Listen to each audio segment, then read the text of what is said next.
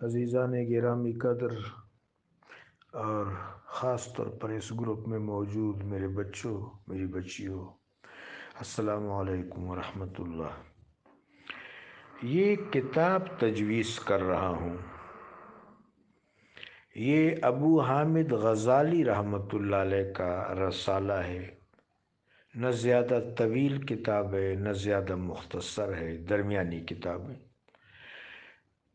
میرے جو احباب عربی زبان میں تحریر پڑھنے پر قادر ہیں وہ تو اصل کتاب پڑھیں، وہ ترجمہ نہ پڑھیں، اور میرے بچے اور بچیاں جو عربی نہیں فی الحال صحیح طرح پڑھ سکتے وہ اس کا ترجمہ دیکھ لیں، اگر ہوا ہے تو کسی سے پوچھ لیں، چیک کر لیں نیٹ وغیرہ میں اگر ترجمہ ہوا ہے کہیں۔ ترجمے کا ایک آدھ ورک اگر مجھ سے شیئر کر لیں تو اچھا رہے گا، میں ذرا وہ ترجمہ ایک نظر دیکھ لوں۔ آپ یہ کہہ سکتے ہیں کہ یہ حضرت کی آخری کتاب ہے، اس کے بعد کوئی آپ نے خاص تصنیف نہیں لکھی۔ ابو حامد رحمۃ اللہ علیہ کثیر التصانیف ہیں، آپ نے عمر تو کم پائی، عیسوی تقویم کے مطابق آپ کی 55 سال عمر ہے اس دنیا میں، اس جہان فانی میں، حیات مستعار کے آپ کے لمحات 55 سال ہیں۔ ایسا محسوس ہوتا ہے کہ اس بندہ حق دستگاہ کی عمر میں لمحوں نے سالوں کی برکت کی ہے، یعنی جو آپ کا ایک لمحہ ہے وہ سالوں کے برابر اگر ہو تو تب یہ کام ہو سکتا ہے، نہیں تو اسباب کے درجے میں تو یہ ممکن نہیں ہے۔ اور کتنے سارے اہل حق ایسے ہیں محبوبان بارگاہ جن کا لمحہ پھیل جاتا ہے اور وہ لمحہ بہت برکت لاتا ہے، دنیا کے کسی پیمانے سے اس برکت کو ماپا نہیں جا سکتا۔ حضرت کثیر التصانیف آج بھی 800 کے قریب آپ کی کتابیں میسر ہیں۔ مجھے اتفاق ہوا مسجد نبوی شریف کی لائبریری میں آپ کی کتابیں دیکھنے کا، تو 400 سے اوپر کتابیں آپ کی مسجد نبوی شریف کی لائبریری میں موجود ہیں، اور پورا ایک گوشہ ہے جہاں ساری کتابیں حضرت کی پڑھی ہوئی ہیں۔ یہ کتاب آپ نے وادی تصوف میں قدم رنجہ فرمانے کے بعد لکھی۔ آپ سب ماشاءاللہ اہل علم میں جانتے ہیں کہ ابو حامد رحمۃ اللہ علیہ کو تمام علوم متداولہ میں، علوم مروجہ میں، خواہ وہ ظاہری ہوں یا باقی علوم، آپ کو ید طولہ حاصل تھا۔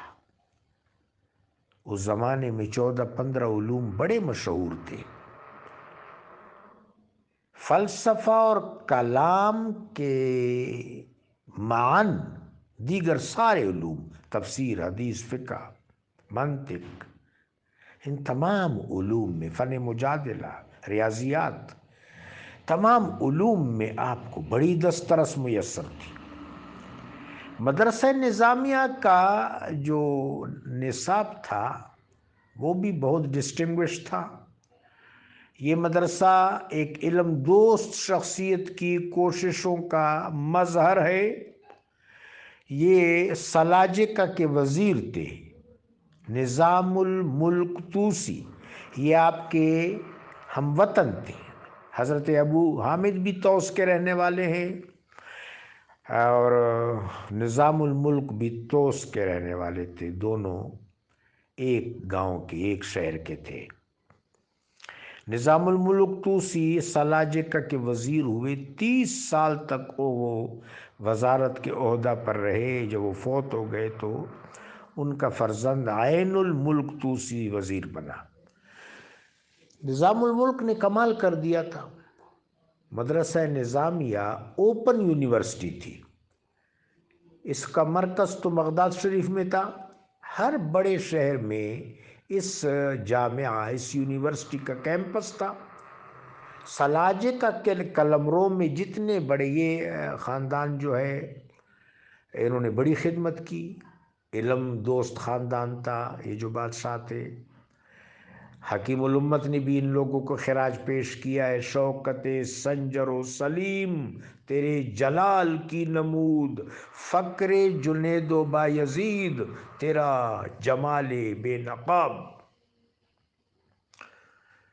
تو خیر عرض یہ کر رہا تھا کہ سلاجقہ کے دور میں یہ یونیورسٹی بنی، اس کا جو وائس چانسلر تھا اس کے لیے اہلیت یہ تھی کہ تمام 14-15 علوم میں اجتہاد کے درجے پر فائز ہو، اور بڑے بڑے مناظر، صرف مسلمان نہیں، یہود نصارہ وغیرہ اہل کتاب فلسفیوں، ان سے بھی مناظر جیت چکا ہو۔ آپ حیران ہوں گے کہ حضرت ابو حامد غزالی کی ذہانت و فطانت کا عالم کیا تھا کہ انہوں نے 27 سال کی اس قلیل عمر میں، 27 سال تو طالب علمی کی عمر ہوتی ہے، اس عمر میں یہ ساری اہلیتیں حاصل کی تھیں، اور وہ مدرسہ نظامیہ کے وائس چانسلر بنے، بڑے معروف ہوئے۔ ایک دن آپ دقائق کی تفسیر پر گفتگو کر رہے تھے کہ آپ کے ہی بھائی جو صوفی منش تھے، عارف باللہ تھے، حضرت احمد غزالی، وہ تشریف لائے۔ بس ایک فقیران آئے صدا کر چلے، میاں خوش رہو ہم دعا کر چلے، جبیں سجدہ کرتی ہی کرتے گئی، حق بندگی ہم ادا کر چلے، بہت آرزو تھی گلی کی تیری، سویاں سے لہو میں نہا کر چلے۔ تو خیر حضرت احمد غزالی نے ان سے کہا ایک شان قلندرانہ سے کہ اے سنگ فساں دوسروں کو تیز کر رہے ہو، خود کب تیز ہوگے؟ بس یہ قلندر کا جملہ تھا، دل میں پیوست ہو گیا۔ ابو حامد نے شہرت اور علم کے منصب کو چھوڑ دیا اور اس وادی گل رنگ میں تشریف لے آئے جس کا نام تصوف ہے۔ خلوت اختیار کی، جلوت کو درکنار کر لیا۔ ابرون گئے، حضرت سیدنا ابراہیم خلیل الرحمن علیہ الصلاۃ والتحیۃ والسلام کی مزار پر انوار پر چلکش رہے۔ جہاں بھی جاتے تھے جو ان کو پہچانتے تھے، جو ان کو نہیں پہچانتے تھے، سارے مگن تھے ان کی علمیت کی داستانیں سناتے تھے۔ اس شہرت سے حضرت بڑے تنگ تھے۔ یہ آپ کا وہ رسالہ ہے جو آپ نے ان ایام میں لکھا جب آپ معرفت، سلوک، طریقت اور تصوف کی وادیوں میں مست خرام تھے۔ آپ اس کتاب کو ضرور مطالعہ کیجیے، عربی میں آپ کو زیادہ مزہ آئے گا، ترجمے بھی اچھے ہوئے ہوں گے، ترجمہ پڑھ لیں بے شک جو عربی پڑھنے پر قادر نہیں ہے۔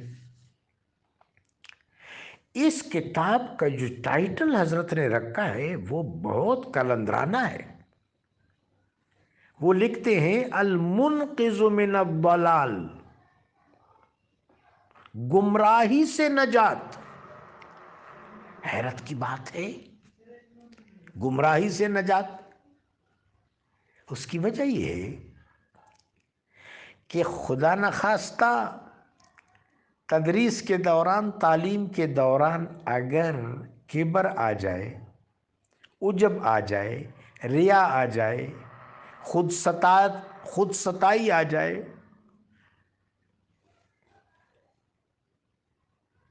کوئی ایسا مرض جو راہ حق میں مزاحم ہے، وہ مرض اگر مسلط ہو جائے تو یہ تو ضلال ہے نا۔ اس پوری حاضریت کو اور ظاہریت کو حضرت ابو حامد نے ضلال کہا، گمراہی سے نجات۔ وہ فرماتے ہیں اس کتاب میں کہ شاید ہی کوئی ایسا زندگی کا طبق ہو، بادشاہ ہوں، وزیر ہوں، فلاسفہ ہوں، علماء ہوں، میں ہر قسم کے طبقات کے ساتھ رہا اور میں اس کنکلوژن پر پہنچا ہوں کہ اہل فقر، اہل خلوت، اہل تصوف، اہل طریقت، اہل سلوک، ان کا راستہ محفوظ راستہ ہے، اور یہ غرباء ہے۔ فطوبی للغرباء، غرباء کے لیے خوشخبری ہے۔ غرباء، حضرت اقبال فرماتے رحمہ اللہ، تو عرب ہو یا عجم ہو، تیرا لا الہ الا لغت غریب جب تک تیرا دل نہ دے گواہی۔ تو بہر صورت یہ ہمارے ہاں جو سلسلے ہیں، ابھی وہ ہمارے عزیز خاور صاحب نے ایک چیز شیئر کی، یہ ہمارے ہاں سلسلے ہیں جی، یہ سنی ہیں، یہ شیعہ ہیں، یہ دیوبندی ہیں، یہ بریلوی ہیں، یہ اہل حدیث ہیں، یہ مقلد ہیں، غیر مقلد ہیں، بڑے طبقات ہیں، سب پر اللہ کی رحمتیں ہوں، سب اہل قبلہ ہیں۔ لیکن ایک طالب علم کی حیثیت سے یہ اہل تصوف کا جو منصع ارشاد ہے، اس میں بڑی عافیت ہے، سو اس وادی میں رہنا چاہیے۔ یعنی المودت فاؤنڈیشن کا جو ریسیپشن ہے وہ طریقت آمیز ہونا چاہیے۔ جزاکم اللہ۔